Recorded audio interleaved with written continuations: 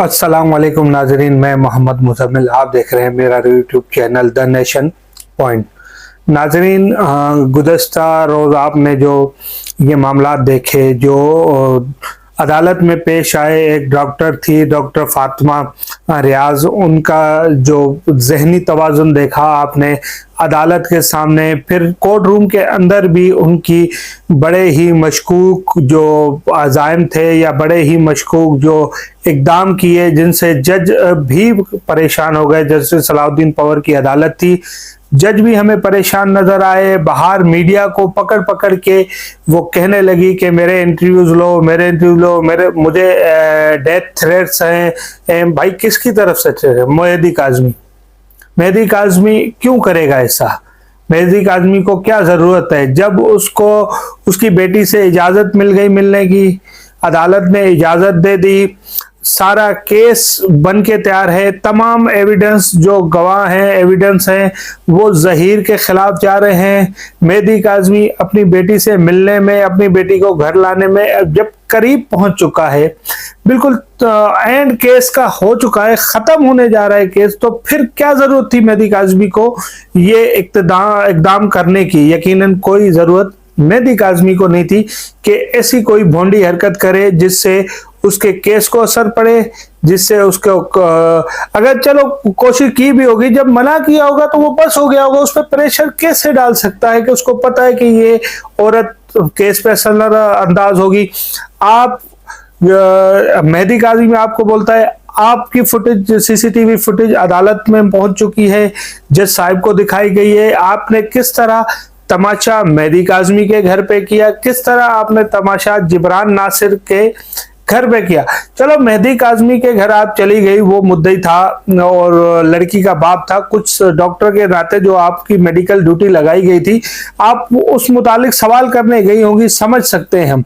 वहां आपका जिब्रान नासिर के घर जाने का मकसद, उससे आपका तो कोई बनता ही नहीं है कोई सवाल जवाब करना। आप तो अदालत तो नहीं है, आप कोई ऐसा पाकिस्तान का बड़ा इदारे की सरबराह तो नहीं है जो आप वहां जिब्रान नासिर से सवाल करने गई। सवाल जिब्रान नासिर से बनते भी नहीं थे, तो आप वहां क्यों गई?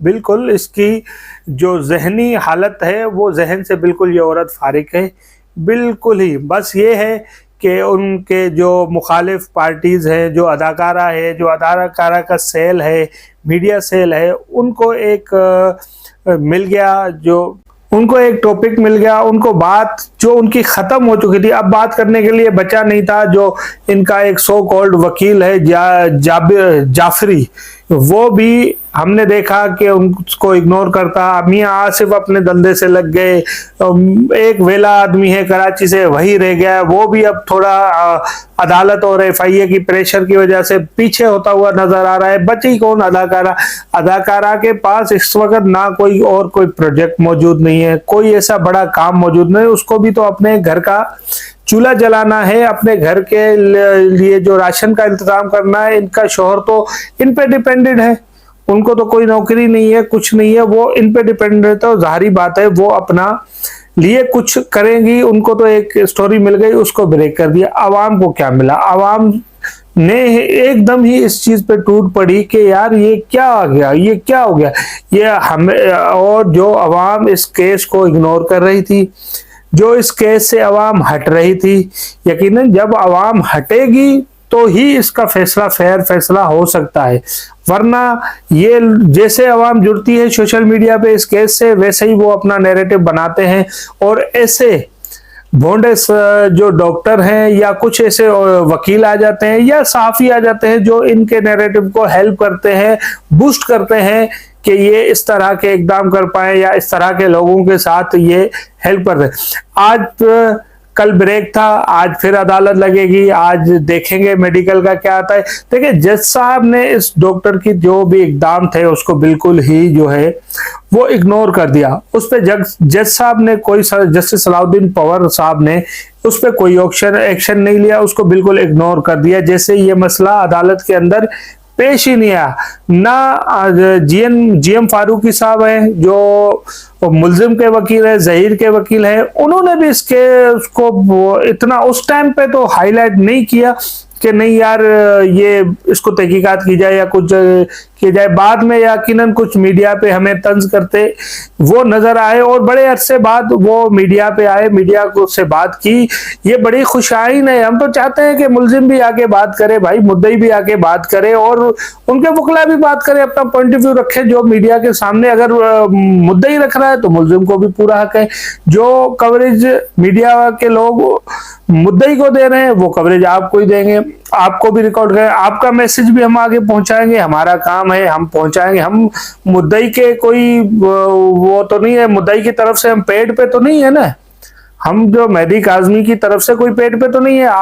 आपका नैरेटिव आएगा हम उस पर भी बात करेंगे, आपका मैसेज आएगा वो भी हम उसी तरह ही दिखाएंगे जिस तरह आपका मेहदी काज़मी का दिखा रहे हैं।